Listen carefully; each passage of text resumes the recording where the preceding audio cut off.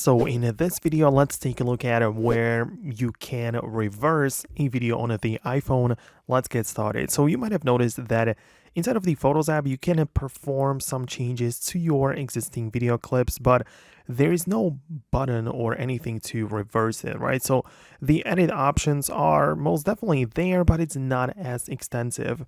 And for that, you'll need to use some sort of third-party app. Well, there are plenty of them to choose, but I would just go with the CapCut, which is a dedicated video editor which has been made for the desktop as well as iPhones and like the Androids.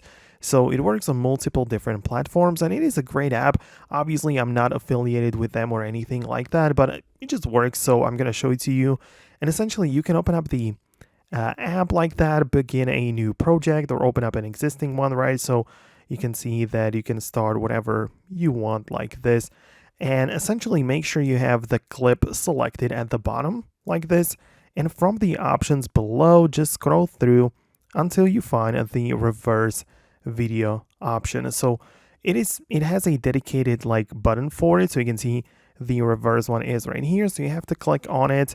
It has to apply the change, right? But once you do it, then the video will play from the end to the beginning. So that's essentially very useful.